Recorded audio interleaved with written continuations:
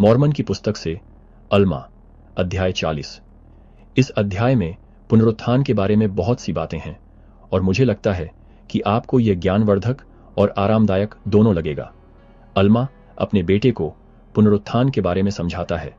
अब मेरे बेटे, मैं तुमसे कुछ और कहना चाहता हूं, क्योंकि मैं देख रहा हूं कि तुम्हारा मन मृतकों के पुनरुत्थान के बारे में चिंतित है। मसीह के आने के बाद पुनरुत्थान होता है। देखो, मैं तुमसे कहता हूं कि कोई पुनरुत्थान नहीं है, या मैं दूसरे शब्दों में कहूं कि यह नश्वर अमरता को धारण नहीं करता। यह भ्रष्टाचार अविनाशीपन को धारण नहीं करता जब तक कि मसीह के आने के बाद। देखो, एक समय नियत किया गया है कि सभी मरे हुओं में से जी उठेंगे। अब यह समय कब आएगा कोई नहीं जानता, लेकिन भगवान उस समय को जानते हैं जो नियत है। देखो, मुझे एक स्वर्गदूत ने बताया है कि सभी मनुष्यों की आत्माएं जैसे ही इस नश्वर शरीर से निकल जाती हैं, हाँ, सभी मनुष्यों की आत्माएं, चाहे वे अच्छे हों या बुरे, उस परमेश्वर के पास ले जाई जाती हैं जिसने उन्हें जीवन दिया।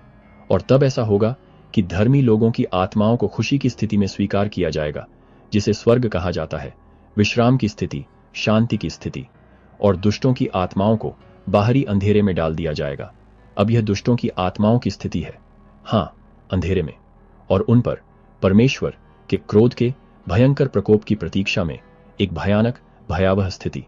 इस प्रकार वे इस अवस्था में रहते हैं, और साथ ही धर्मी लोग स्वर्ग में अपने पुनरुत्थान के समय तक रहते हैं। हाँ, और हर अंग और जोड़ उसके शरीर में वापस आ जाएगा। हाँ, सिर का एक बाल भी नहीं गिरेगा, लेकिन सभी चीजें अपने उचित और संपूर्ण ढांचे में वापस आ जाएंगी, और परमेश्वर के सामने खड़े होने के लिए लाया जाएगा, और उनके कामों के अनुसार उनका न्याय किया जाएगा। पर देखो, दुष्टों पर एक भयानक मृत्यु आती है, क्योंकि वे धार्मिकता की बातों के संबंध में मर जाते हैं, क्योंकि वे अशुद्ध हैं, और कोई भी अशुद्ध वस्तु परमेश्वर के राज्य का वारिस नहीं हो सकती। अल्मा दुष्टों के भाग्य के बारे में गंभीरता से चेतावनी देता है, इस बात पर जोर देते हुए कि केवल धर्मी ही परमेश्वर के राज्य में प्रवेश कर सकते हैं। आज के लिए बस इतना ही।